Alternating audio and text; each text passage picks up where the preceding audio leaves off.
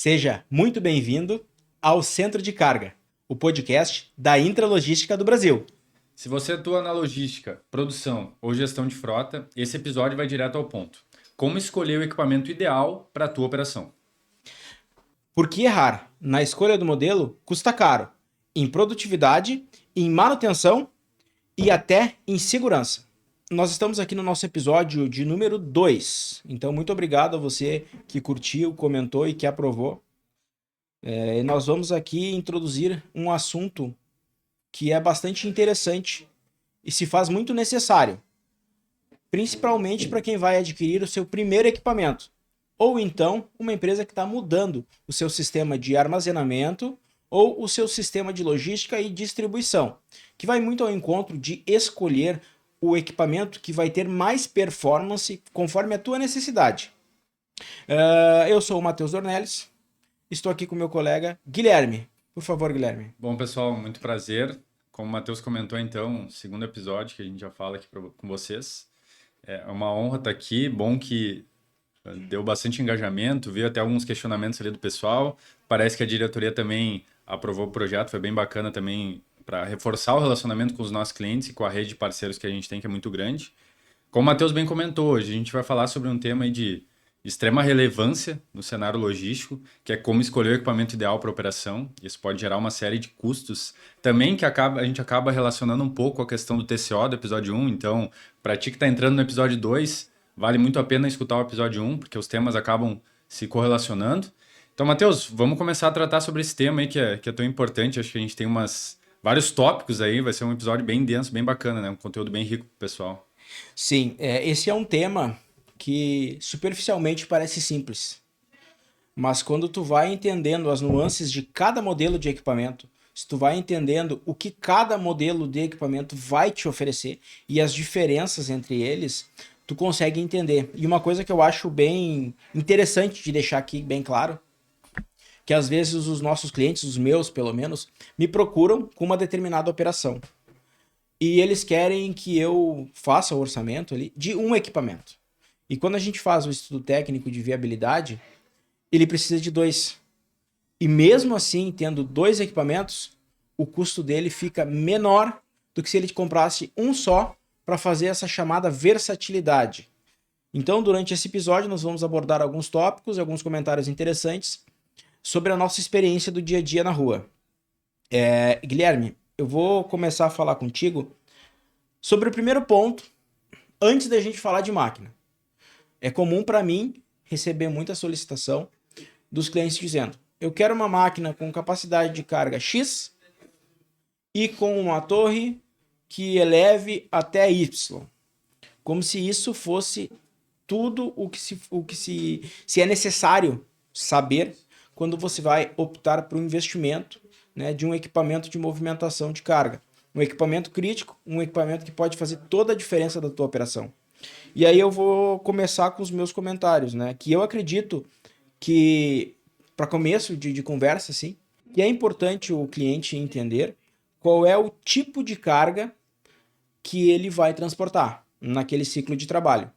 Eu não sei, Guilherme, se tu partilha dessa mesma ideia ou como que tu tem percebido no mercado, no teu dia a dia, essa pesquisa inicial, eu vou chamar assim, do equipamento. Bacana, Matheus, bacana. Bom, esse é um tema bastante importante porque acho que a gente compartilha do mesmo sentimento e da mesma premissa que quando o cliente nos aciona, que a gente bem sabe que recebemos muitas solicitações durante o dia, é fundamental a questão da visita técnica, né? Para que a gente possa conversar com o cliente fisicamente, entender as dores, os problemas dele, mas de fato entender no dia a dia qual que é a carga que ele vai movimentar. Tu comentou em tipo de carga, né? Hoje, aqui no Rio Grande do Sul, a gente tem um mercado bastante diverso, mas em linhas gerais, o mercado do agronegócio é um mercado muito forte, então a gente fala bastante de carga com bag, né? Que é um tipo de carga completamente diferente de uma carga paletizada, por exemplo.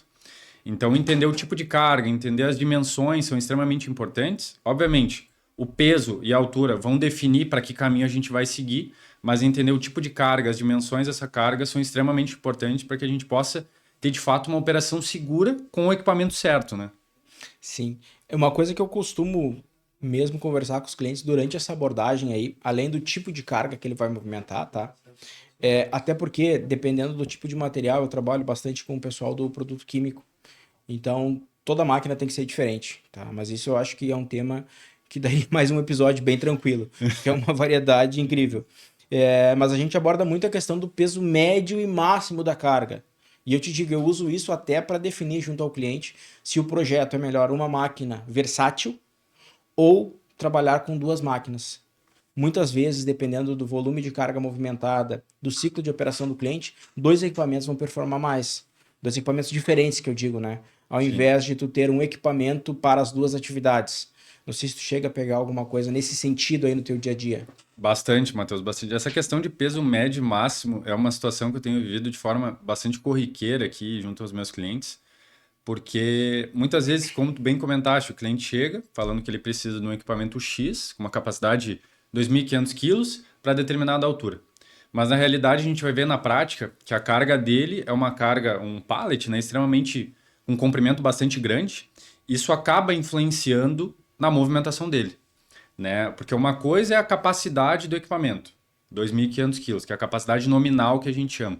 Outra coisa é a capacidade residual, que é quanto aquele equipamento vai conseguir trabalhar em determinadas alturas com diferentes centros de carga do equipamento, né? Que é a medida do pallet, 1,20, por exemplo. Mas quanto mais larga a minha carga, mais peso, né, residual eu perco na minha movimentação. Então, entender esses pontos fazem extremamente importantes para que a gente possa, de fato, escolher o equipamento certo e, principalmente, preze pela segurança operacional, né? Porque é muito importante escolher o equipamento adequado, mas a gente tem que pensar na segurança, pensar em quem está operando aquele equipamento no dia a dia, né? É extremamente importante, além disso, também, a gente ter uma ideia de quantas horas esse equipamento vai trabalhar durante o turno de trabalho. E eu falo para ti, amigo, que está me olhando, saber, pelo menos estimado, quantas horas tu realmente precisa da empilhadeira operando dentro do teu ciclo de trabalho, vai fazer toda a diferença para te calcular o real retorno que tu vai ter, que a gente chama aqui de retorno do investimento, tá? Que é o menor custo da tua operação. Tu tem que ter uma noção disso, bem básica que seja, para te projetar e conseguir seguir com as tuas cotações para que tu tenha um retorno financeiro sobre esse teu investimento. Perfeito. E uma outra coisa que eu vou ressaltar aqui é a questão do piso. É um tema bem Ah, polêmico, Matheus. inclusive aqui a gente tem algumas opções, né? Os clientes trabalham o piso concreto, o piso polido, geralmente no chão da indústria. Tu tem pisos diversos aí quando se trata de área externa, seja asfalto, seja concreto. Eu já vi paralelepípedo em algumas empresas aí mais antigas do interior, estradas de terra em outras. E a questão do trabalhar misto, né? E agora eu vou te fazer um comentário bem breve, que eu acho que isso vai dar um episódio para a gente falar especificamente disso. Que além do piso, tu tem a questão de a máquina trabalhar interno e externo, né? E tá vindo no mercado um modelo de empilhadeira elétrica, Sim. bem versátil. É uma das poucas vezes que tu vai me ver falar que versatilidade é a melhor solução. Até esse é um ponto importante, Matheus. Tu comentou a questão do piso, porque historicamente, quando a gente fala em ambiente externo, em indústria, chão de fábrica, a gente sempre pensa na máquina a combustão, na máquina diesel. Tá tudo certo pensar assim. O ponto é que, ultimamente, no mercado a gente percebe surgindo, principalmente esse modelo que tu comentaste, na versão elétrica, mas um modelo já com o corpo de uma máquina a combustão, né? Já podendo trabalhar em um piso um pouco mais regular, num ambiente que já tem uma chuva, por assim dizer. O ponto de alguma pergunta que o pessoal às vezes faz, né? O quanto de chuva? O que eu gosto de dizer para os clientes é nem de mais, nem de menos no sentido de questão de segurança. Porque assim, uma coisa é, eu vou conseguir operar aquele equipamento no ambiente com chuva, outra coisa é operar de forma segura, né? Então, colocar o teu operador sempre no centro da operação para que ele faça uma operação segura. E eu acho que o tópico anterior, para mim, talvez é o que eu mais aborde junto aos meus clientes, que é a questão de horas trabalhadas por dia, né? Essa questão de horas trabalhadas por dia define, para mim, completamente o equipamento que a gente vai utilizar na operação do cliente, né? Tem equipamentos que foram projetados para trabalhar em média 4 horas por dia e tem equipamentos que foram em médias produzidos para trabalhar 12 horas por dia. Então, tudo vai depender dessa informação do cliente para que a gente possa, de fato, ofertar o produto correto para o cliente. Pois e eu também gosto bastante de utilizar o que tu faz na visita técnica pelas questões das restrições de altura e largura. Muitas vezes nós percebemos aí, um exemplo clássico, tá? Vou falar também de máquina elétrica aqui, é o fato de a maioria das máquinas elétricas ser um pouco mais larga, tem um oversized ali, que atrapalha o pessoal que trabalha com um pallet PBR blocado. Sim. Então esse modelo que também já falamos, que já existe no mercado, o pessoal aí que quiser pode pesquisar, ele já vem com essa largura padrão das máquinas combustão. E então aumenta bastante a eficiência até, e evita essas falhas. Na altura de torre, que às vezes o cliente tem uma porta, a gente já aconteceu também uma vez de um cliente ter uma linha elétrica da rede de instalação, era a rede elétrica, água, toda a situação de emergência dele um pouco mais baixo que a porta, em um determinado momento do pavilhão lá. E tivemos bastante problema aí com a máquina para conseguir isso. Mas enfim, de base, tendo essas informações que nós salientamos aqui, Guilherme, eu acho que a gente já tem aí um bom norte, vou chamar assim, para a gente realmente entender e escolher o equipamento certo para a operação. Concordas? Concordo bastante contigo. Sobre esse último ponto que tu trouxe, Matheus, eu reforço principalmente a questão de restrição de porta e corredor operacional, né? Restrição de porta, porque muitas vezes a gente vai ter a máquina trabalhando internamente num centro de distribuição, num galpão logístico, mas a máquina precisa passar para um outro departamento da empresa e ela precisa passar por uma porta. Então a gente tem que entender também qual que é a altura da torre abaixada, né? Esse é um ponto extremamente importante que às vezes os clientes acabam não percebendo. Então é muito papel do consultor, da gente, fazer esse trabalho de fato de olhar a operação do cliente como um todo, todas as restrições que ele possa ter, qual que é a largura do corredor dele, para entender se de fato o raio de giro da máquina vai atender o cliente. Então entendo que esses tópicos aí que a gente trouxe são um ponto de partida bem importante no nosso atendimento sempre no campo, né? Visitando o cliente para escutar ele, entender de fato onde a máquina vai trabalhar, para que a gente possa partir para o segundo tópico, que daí é começar a olhar catálogo, né? E quando a gente fala de catálogo, o céu é o limite, são diversos equipamentos, diversos modelos para a gente ofertar, né? Perfeito, Guilherme.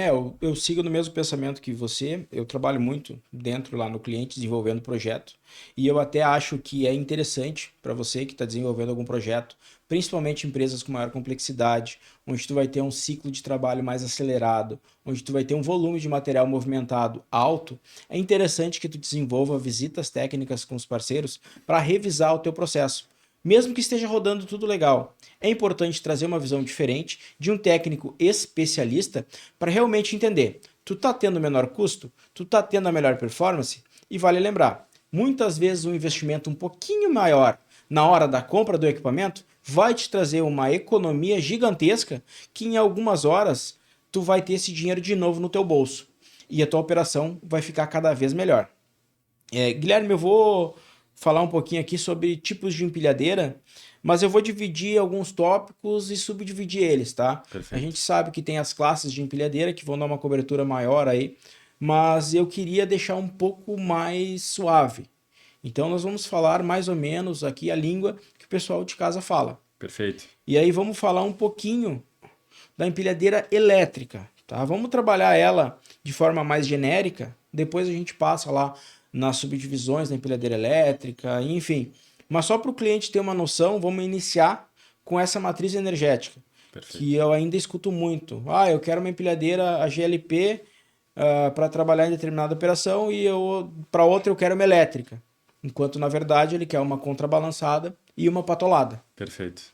Então vamos trabalhar um pouquinho aí partindo do que o mercado fala e explicar um pouquinho mais sobre como se subdivide essas categorias aí de... Bom, Matheus, vamos começar a falar então da empilhadeira elétrica. É um tema aí bastante abrangente que está bastante em voga hoje no mercado de empilhadeiras como um todo.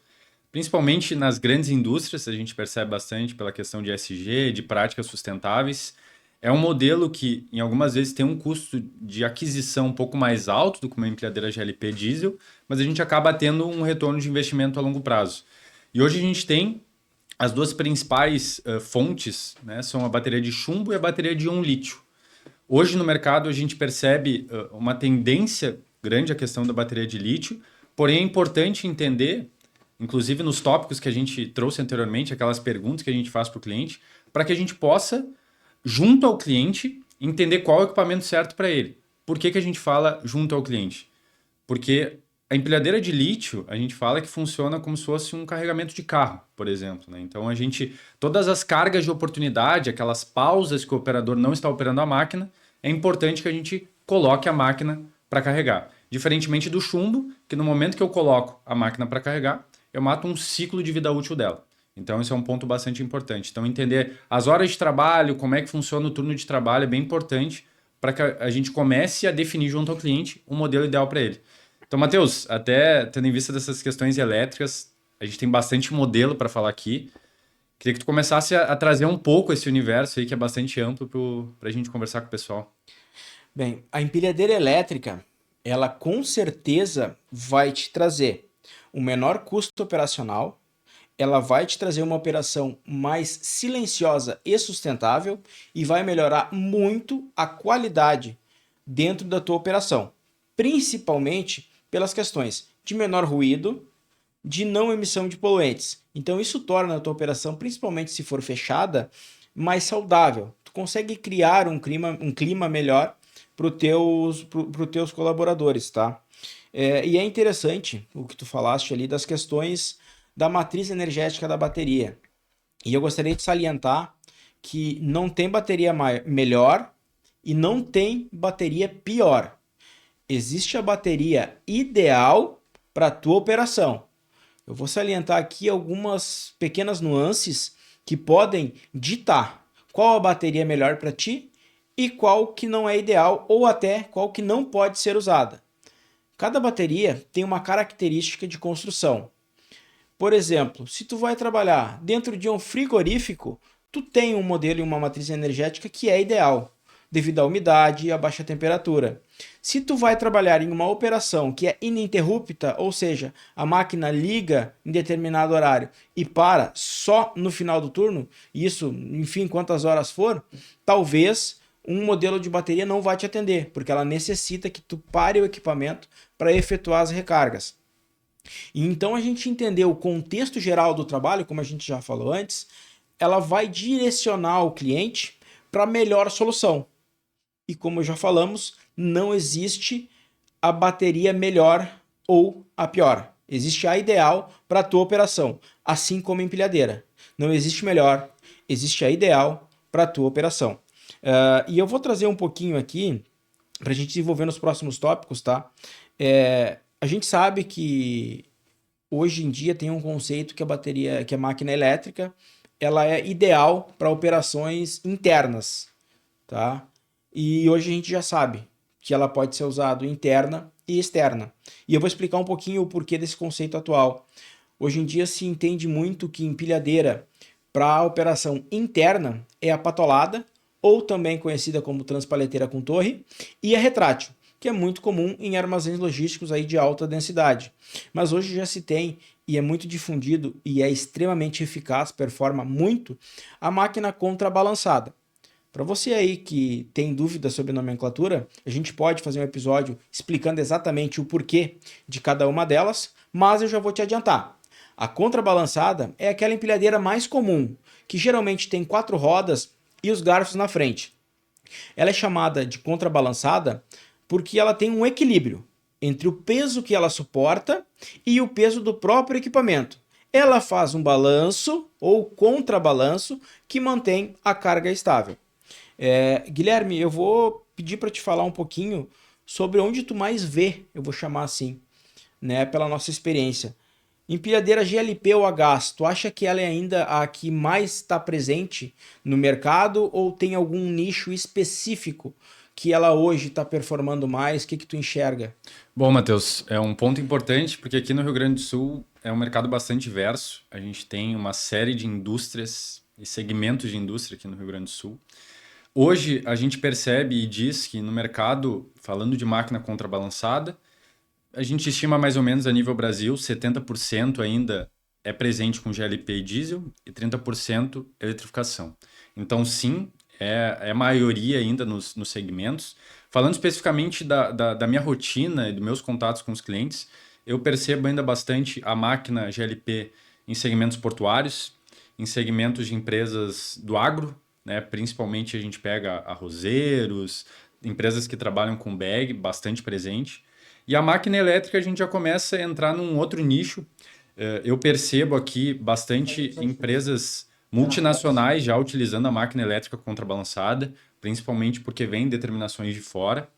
E então eu percebo mais ou menos esses dois caminhos assim. Eu entendo que a máquina contrabalançada elétrica é uma realidade, porque como tu bem comentaste, a gente já consegue trabalhar com essa máquina em um piso que é feito, por assim dizer, para uma máquina GLP operar, então ela traz uma versatilidade grande. Mas entendo que talvez nesses segmentos portuários, segmentos de agronegócio, ainda vejo bastante máquina contrabalançada GLP, né? Pois então, eu vou te dizer assim, eu na minha região, na minha experiência, o pessoal do agro e o pessoal da madeira, principalmente, eles usam muito diesel ainda. E aí agora eu vou responder uma pergunta para ti que eu escuto todo dia. Qual é a melhor empilhadeira? GLP ou diesel? E eu vou te responder como tudo. Depende. Existe a empilhadeira ideal para tua operação. Pode não ser necessariamente a mesma que o teu vizinho ou a mesma que o teu colega. A gente precisa estudar o teu caso para realmente aplicar na prática como que tu vai colher os melhores resultados. E hoje a gente percebe aqui, Guilherme, eu na minha região, né, até o pessoal da madeira, assim, tentando migrar para o lado da elétrica. O pessoal que trabalha muito outdoor, eles têm uma dificuldade grande com o GLP, que é principalmente manter o equipamento abastecido, né? Tendo em vista que não é tão preciso assim as máquinas que têm o marcador do combustível quanto a do diesel, né? E a questão de que tu requer muitas vezes um abastecimento mais frequente do GLP e as questões do deslocamento da máquina, né? Então eu enxergo hoje bastante, como tu falaste, principalmente no agro, pessoal usando o diesel. Mas eu já percebo esse interesse do pessoal de migrar para a elétrica. E até, sendo sincero, nesse mercado, o pessoal ele está muito focado no custo. Esse é o principal motivo para eles querer migrar a operação deles das máquinas diesel para as máquinas GLP. E agora vamos falar uma coisa bem sincera, né? Aqui a gente restringiu, porque máquina GLP e diesel, hoje tu só tem as contrabalançadas e as big trucks. Então tu não tem outro tipo de modelo como retrátil ou patolada que vá com esse tipo de matriz energética. Daí aquele conceito que eu falei lá no início, de eles acharem que empilhadeira elétrica é patolada e retrátil e a combustão é a famosa quatro rodas. E agora eu vou falar do modelo que eu acho bem curioso. E eu acho que aqui para nós é um modelo que mais fica evidente a importância de tu avaliar a performance de equipamentos, que é a máquina retrátil. Que vou te contar, eu fico até fascinado quando eu vou fazer um estudo de caso de o quanto essa máquina produz num dia, quantos pallets ela movimenta e o tamanho dos armazéns que geralmente ela está inserida. Conta pra gente aí um pouquinho mais do que é, qual o melhor cenário para te aplicar uma máquina retrátil, aonde que ela vai performar mais, quais são os principais diferenciais que uma máquina retrátil te oferece. Bom, vamos lá. A máquina retrátil, Matheus, é uma máquina bastante versátil e muito presente, principalmente em centros de distribuição, empresas de alimentos, nesse sentido. E eu entendo que o principal ponto da máquina retrátil é para aquele cliente que quer verticalizar a operação dele, ou seja, elevar cargas a um nível alto para ganhar espaço de armazenagem. É de fato uma máquina que, assim como tu, eu fico bastante fascinado quando eu vou fazer alguma entrega e algo nesse sentido, porque a gente fala em alturas muito elevadas, né? A gente fala de máquina retrátil aí até 14,5 metros de altura, elevando aí 1.000 quilos, algo nesse sentido. Então, de fato, é uma operação bem específica e deve ser olhada com muito carinho. Por que eu falo isso? Quando a gente fala de máquina retrátil, geralmente a gente busca um piso adequado para esse tipo de equipamento. Por quê? A gente está falando de alturas elevadas, em que o operador vai ter que colocar a carga lá a 10 metros de altura. Então, ter um piso adequado para o trabalho da máquina retrátil é extremamente importante. E tem alguns pontos daí que a gente começa a olhar para a performance de retrátil, tempo de deslocamento da máquina, né? Velocidade de deslocamento, o tempo que ela leva para subir até o último nível com e sem carga, e também um ponto que eu percebo que muitas empresas não olham, acabam olhando só para o catálogo, que é o tempo de estabilização da carga. Isso, inclusive, eu tratei com um cliente na semana passada, que ele estava olhando para esses dados de performance, autonomia de bateria, e o tempo de estabilização da carga, que é, no momento que a minha máquina retrátil chega com um garfo no último nível, ela leva alguns segundos para estabilizar a carga, ou seja, para parar completamente para que o operador possa fazer a operação segura. Então, entender também essa questão de estabilização da carga, o tempo de estabilização é muito importante para que a gente tenha todos os dados, né, para tomar uma decisão. Né? Então, são pontos bastante importantes. De fato, é uma máquina aí bem versátil e eu, particularmente, gosto muito quando tem entrega ou quando eu vou em algum cliente que tem máquina retrátil, porque, de fato, uma operação bastante bacana, né? A máquina retrátil ela veio com uma solução gigantesca, né? Hoje, na maioria das localidades, tu tem um custo muito alto da terra em si, né? Do espaço, vou chamar assim. E com a verticalização do teu armazém, do teu estoque, vamos lá, tu comprou o teu terreno, né? Até o céu é teu. Então isso facilita bastante, sem contar que agiliza muito a operação. E com esse tipo de equipamento, tu consegue aumentar muito a densidade daquele teu armazém, aumenta muito a tua produtividade, né? E ainda vou acrescentar mais a cerejinha do bolo. Dentro da retrátil, tu ainda tem a opção da retrátil pantográfica, Sim. que é uma máquina que vai levar a alturas também excepcionais e vai conseguir, para quem usa o sistema de pallet duplo, que é a duas profundidades, sistema geralmente utilizado aí para quem tem uma alta densidade aí de armazenamento e funciona em sistemas específicos que a gente pode trazer em um outro episódio para ti. Até me diz aí, o que tu acha de um episódio nosso voltado especificamente para sistema de armazenamento, como funcionam e como melhorar cada um, incluindo os melhores equipamentos para esse tipo de operação. Comenta aqui com a gente qual o tópico mais interessante ou se esse tema sugerido ele vai fazer diferença para ti. E voltando agora, Guilherme, aquela questão bem interessante das baterias, né? A retrátil ela pode ser com bateria de lítio ou de chumbo. Perfeito, perfeito. As duas vão atender muito bem, depende da tua operação. E agora eu vou te fazer uma pergunta aqui, que eu acho que esse aqui é o equipamento mais amplo que a gente tem, porque ele atua no varejo, ele atua na indústria, ele atua no armazém, ele atua em diversos lugares. Eu particularmente, eu acho que o único equipamento que cabe em qualquer operação que eu já pisei é esse, que em verdade é dividido em dois, mas é quase o mesmo, né? Que é as paleteiras e transpaleteiras. E também vou botar no mesmo barco aqui a patolada, que é praticamente, como os clientes conhecem, a transpaleteira com torre. Perfeito. Pra ti, Guilherme, o que tu acha? Ela é versátil? Bastante. Esses três nomes que tu trouxeste, Matheus, inclusive, às vezes acabam confundindo muitos clientes, né? Os clientes chegam pra gente falando, eu quero uma transpaleteira. Ok. Daí, geralmente, quando eu penso em transpaleteira, eu penso numa máquina que trabalha na horizontal, que é para uma movimentação horizontal, uma movimentação de chão. Quando a gente fala em empilhadeira patolada elétrica, a gente já imagina uma operação que tem uma verticalização, não tão grande como a da retrátil, mas existe sim. E porque hoje talvez eu percebo que a empilhadeira patolada elétrica é a máquina mais versátil e que acaba tendo muita aderência por conta do baixo custo de aquisição que ela tem. Né? Então é uma máquina aí que consegue levar seus 4,60 m, seus 5,40 m e elevar cargas com bom residual e tendo um baixo custo de aquisição. Então, como tu bem comentaste, para o varejista, para um pequeno armazém, essa máquina é uma máquina muito versátil que muitas vezes quando o cliente não tem tanto descarregamento, ele acaba utilizando essa máquina no interno e funciona muito bem. E hoje a gente já percebe também a questão no mercado da paleteira elétrica, que veio para substituir principalmente a operação da paleteira manual. A gente fala hoje em ganho de eficiência em 3 vezes em relação à paleteira elétrica para uma paleteira manual, então é bastante coisa. E é uma máquina que a gente percebe aí uma alta demanda dos clientes para a gente. Né? Pois então, cara, eu vou falar para ti um pouquinho. Lá no início eu te disse que algumas operações era mais fácil ter duas máquinas do que uma só. E aí eu vou citar porque foi exatamente esse caso.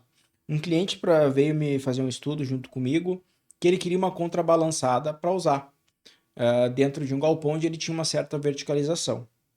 E a gente foi calcular os espaços E como o corredor operacional de uma máquina patolada é talvez a metade de uma máquina a combustão convencional de 4 rodas, tá? Ele ganharia praticamente o dobro do espaço de armazenamento dentro do espaço dele.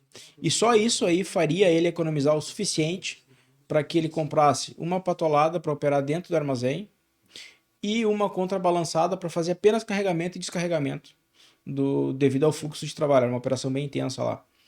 Mas é extremamente fascinante isso, porque a gente consegue evidenciar que a empilhadeira certa no lugar certo, ela traz muito mais eficiência. E aí o pessoal comenta muito, né? E eu vejo no dia a dia essa questão do pessoal usar a empilhadeira patolada com torre como transpaleteira. E também já ficou evidenciado que tu tendo duas máquinas, a paleteira para transporte ao nível horizontal, ao nível do solo, e uma paleteira com torre, a famosa empilhadeira patolada, tu consegue aumentar muito o teu ganho. E a tua produtividade, ela fica elevadíssima. E aí, como a gente já conversou muito no episódio anterior lá do TCO, quanto mais performance tu tiver, quanto melhor for a tua produtividade, menor é o teu custo. Perfeito. Tu se torna mais eficiente. Então a máquina certa, na operação certa, ela vai botar dinheiro no teu bolso. E agora eu vou chamar um pouquinho aqui para ti de uma questão assim, a gente já tá indo mais pro final aqui do episódio, né? Erros mais comuns que tu vê na hora da escolha do equipamento. O que mais tu já pegou? Eu vou te dar uma ideia. O meu foi residual. Eu tive um cliente que me pediu uma máquina de 2.500 quilos porque ele queria elevar 2.500 quilos. Só que ele queria elevar 2.500 quilos a 4,5 metros. É bem diferente, 2.500 quilos ao nível do solo, lá em 4,5 metros de altura. Eu tô te dando um spoiler aqui do que aconteceu comigo, e não faz muito tempo. Sim. Pra ti, o que tu tem visto aí de mais, eu vou chamar de erro, mas talvez desinformação, né? Sim. Bom, a questão de residual também é bem presente comigo. Inclusive, sexta-feira eu estava tratando esse tópico com um cliente. Ele quer movimentar aí chapas de MDF numa altura bastante alta e uma capacidade também bem considerável. Mas talvez o primeiro ponto, Matheus, que eu percebo no mercado hoje, talvez principalmente pela grande oferta que se tem no mercado, é optar muitas vezes só pelo preço de compra, né? E daí eu entendo que a gente começa a voltar, inclusive, no TCO. Como o cliente hoje ele tem muita oferta, ele acaba muitas vezes sendo bombardeado, né, no bom sentido, por ofertas de diferentes empresas do mercado, enfim, e acaba optando pela decisão do menor custo. Tá tudo certo, mas o ponto é, a gente percebe alguns clientes realizando esse movimento, mas acabam muitas vezes retornando, que daí é um ponto que a gente vai tocar depois, que é na questão da rede, a rede de suporte, a disponibilidade de peças no mercado. Então, entender o equipamento que tu está comprando, entender principalmente a rede de suporte que tu vai ter por trás disso tudo, né? Não é só a máquina. A máquina é o primeiro elemento do processo da tua operação. Depois vem a questão de atendimento, vem a questão de disponibilidade de peça, a rede de suporte. Então, entender tudo isso é muito importante. Hoje eu percebo que talvez seja um dos principais pontos que eu observo assim no dia a dia. Realmente optar só pelo preço de compra exclusivamente, mas a gente percebe que muitas vezes isso acaba chegando uma conta ali no futuro, né? Isso que tu falaste é extremamente importante, né? Então, realmente, o que eu posso falar, assim, para quem está nos ouvindo, quem está nos vendo, é que eu acho que mais importante do que o preço que tu vai pagar é quem é o fornecedor que tu está elegendo como teu parceiro. Esse parceiro de negócio, ele sim, tem que te entregar um baixo custo, mas tem que ser um baixo custo visando produtividade. Não adianta pagar um pouquinho mais barato lá no início para depois tu fazer negócio com alguém que não vai te dar suporte, que não vai te entregar. Porque quando nós trabalhamos aqui, principalmente com indústria ou armazém logístico, cada segundo de máquina parada é um dinheiro que está saindo do teu bolso. E se tu não fizer essa conta bem direitinho, vai sair muito mais dinheiro do que vai entrar. Então é interessante a gente pensar por esse lado, né?